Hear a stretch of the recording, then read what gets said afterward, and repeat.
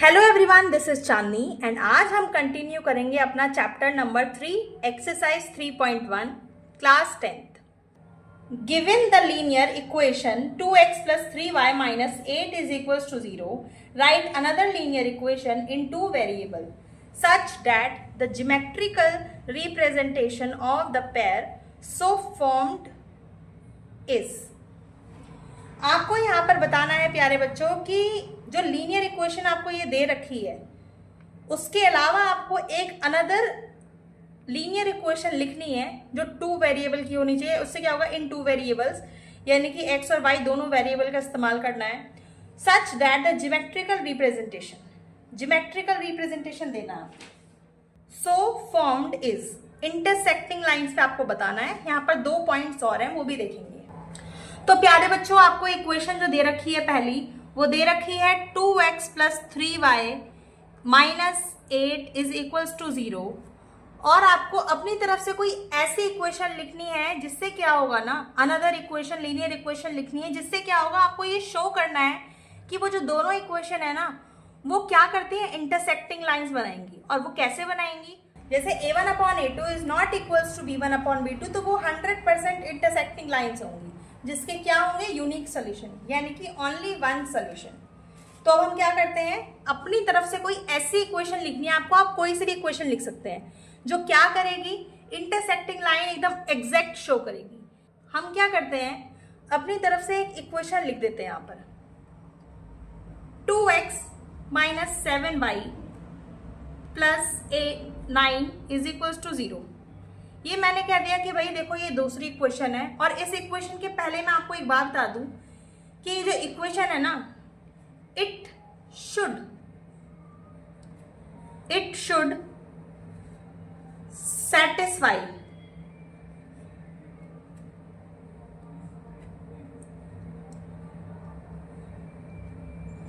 Conditions. कौन सी condition, जो यहां पर दी गई है इंटरसेक्टिंग लाइन वाली। ये जो इक्वेशन है, ये इक्वेशन आपकी कौन सी कंडीशन को फुलफिल करनी चाहिए, इंटरसेक्टिंग लाइन वाली, जो हमें क्वेश्चन ने दी है। क्वेश्चन बोलता है ना कि आपकी जो अनदर लीनियर इक्वेशन होगी वो क्या करेगी, ज्योमेट्रिकल रिप्रेजेंटेशन करेगी और इंटरसेक्टिंग लाइन होनी चाहिए। तो हमने अपनी तरफ से ये दो इक्वेशन, ये इक्वेशन हमें गिवन थी और ये हमने अपनी तरफ से इक्वेशन ली है। ठीक है, जैसा कि हमें पता है अगर हमें इंटरसेक्टिंग लाइन शो करनी है, पैरेलल लाइन शो करनी है, कोइंसिडेंट लाइन शो करनी है, तो उसके लिए हमें सबसे पहले अपने ये सारे पॉइंट्स लेने पड़ेंगे कंपेयर करने के लिए रेशियोज को। हमने क्या कहा कि भाई a1/a2। प्यारे बच्चों, अब आपको इतनी समझ हो गई है कि आप a1/a2 डायरेक्ट लिख सकते हैं। जैसे a1/a2 क्या है, a1 is 2 and a2 is equals to 2। 1 b1/b2 is equals to 3/-7। तो नॉर्मल सी बात है, 1 is not equals to 3/7, 3/-7। तो हम क्या कहेंगे, a1/a2 is not equals to b1/b2। प्यारे बच्चों, अगर ये is not equals to b1/b2 है तो क्या होगा, लो भाई हो गया proof, intersecting lines. So the linear equations clearly show intersecting lines। यहां पर ये क्लियरली शो कर रहा है इंटरसेक्टिंग लाइंस। तो प्यारे बच्चों बोलता है so the linear equation clearly shows intersecting lines. Normal सी चीज मैं आपको एक और बताऊं कि जो हमने ये इक्वेशन 2 ली थी अपनी तरफ से, एक लाइन और भी लिख सकते हैं आप कि clearly another equation satisfy the condition. आप ये भी लिख सकते हो, clearly another equation satisfy the condition. बस आपका क्वेश्चन यहां पर खत्म हो गया। क्वेश्चन नंबर 6 का पार्ट 1, जहां पर इंटरसेक्टिंग लाइन शोज करनी थी। और एक चीज और बताती हूँ मैं आपको कि यहाँ पर ना आपको कोई भी इक्वेशन लेनी है, वो इक्वेशन कुछ भी ले लो, बस ये इसके इक्वल नहीं होना चाहिए, तो आपका इंटरसेक्टिंग शो कर देगा। अब अगर मान लो हमें पैरेलल लाइन का शो करना है तो मैं क्या कहूंगी कि भाई ऐसी इक्वेशन होनी चाहिए कि ये और ये तो इक्वल हो जाए आपस में, a1 b1 a1 upon a2 b1 upon b2 ये सारा इक्वल हो जाए, मगर ये सारी जो चीज होंगी ना ये इसके इक्वल नहीं होनी चाहिए भाई, c1 अपॉन c2 के। वही सिनेरियो यहाँ होगा, यहाँ वो इक्वेशन लेनी पड़ेगी जहां पर सबके रेशो इक्वल आएंगे, जहां पर सबके रेशो कंपेयर करेंगे, जैसे 1 है तो इधर 1 भी होना चाहिए, इधर भी 1 होना चाहिए, इस तरीके से करना है हमें। प्यारे प्यारे बच्चों, हमें यहाँ पर पैरेलल लाइन शो करना है, तो हम क्या करेंगे, जैसा कि हमें इक्वेशन नंबर 1 तो पहले से गिवन है, 2x plus 3y minus 8 is equals to 0। हम इसको ये भी लिख सकते हैं 2x plus 3y is equals to 8, ये इस साइड जाएगा तो प्लस का हो जाएगा, हम ये भी लिख सकते हैं। ये इक्वेशन नंबर 1 तो है हमारे पास पहले से ही, है ना, इक्वेशन नंबर 1 ऑलरेडी गिवन है। अब इक्वेशन नंबर 2 ऐसी होनी चाहिए कि पैरेलल लाइन वाली जो कंडीशन है ना, पैरेलल लाइन वाली कंडीशन कौन सी कंडीशन है, वो ये वाली कंडीशन है।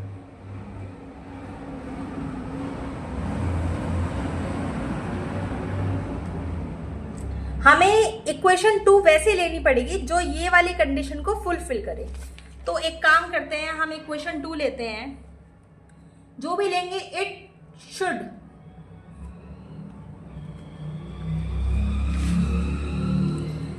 सेटिस्फाई कंडीशन, कौन सी कंडीशन, पैरेलल लाइन वाली। अब हम क्या करते हैं, इक्वेशन ले लेते हैं, 6x plus 9y is equals to 9, ये हो गई मेरी इक्वेशन नंबर 2। ये है मेरी इक्वेशन नंबर 1 और ये है मेरी इक्वेशन नंबर 2। अब हम क्या करते हैं, प्यारा सा काम, a1 upon a2 2 upon 6 b1 upon b2 3 upon 9 and c1 upon c2 is equals to 8 upon 9। 2 1 जा 2, 2 3 जा 6, 3 1 जा 3, 3 3 जा 9, 1 अपॉन में 3 इज इक्वल्स टू 1 अपॉन में 3 but not equals to 8 upon में 9।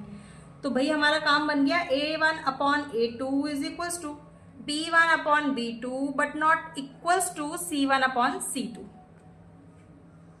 काम खत्म। पैरेलल लाइन हमें शो करनी थी, वो मैंने शो कर दी है क्लियरली।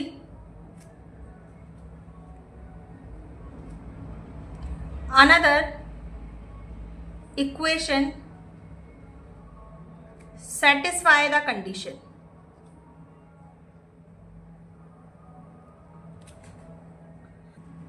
प्यारे बच्चों, आप बताएंगे मुझे कि कोइंसिडेंट लाइन बनाने के लिए कौन सी कंडीशन फुलफिल करनी पड़ती है। कमेंट बॉक्स में आप मुझे बताओ, कोइंसिडेंट लाइन बनाने के लिए मुझे कौन सी कंडीशन, कौन से कंपेयर रेशो को इक्वल करना पड़ेगा ताकि मेरी जो कंडीशन है वो फुलफिल हो जाए।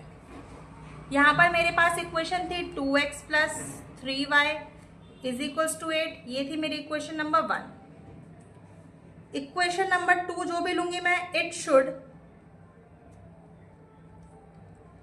Satisfy condition. और प्यारे बच्चों आप ही बताओ कंडीशन कौन सी फुलफिल करनी चाहिए, कौन सी सेटिस्फाई करनी चाहिए, कोइंसिडेंट लाइन वाली।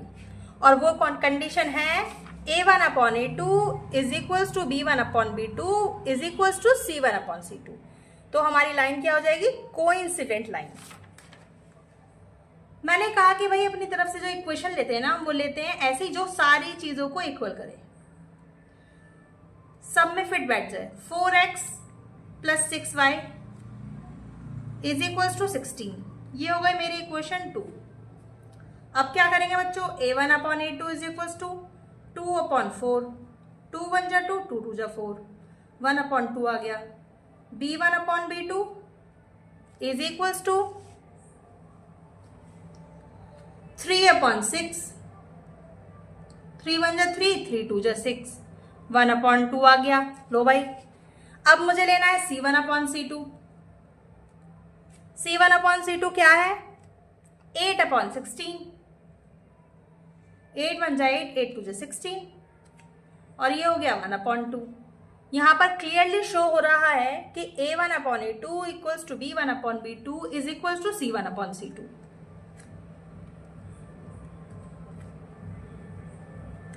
हो गया काम खत्म। क्लियरली अनदर इक्वेशन,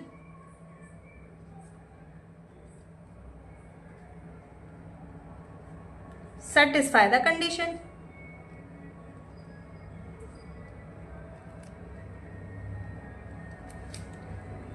ये है हमारा क्वेश्चन नंबर 6 के सारे पार्ट्स।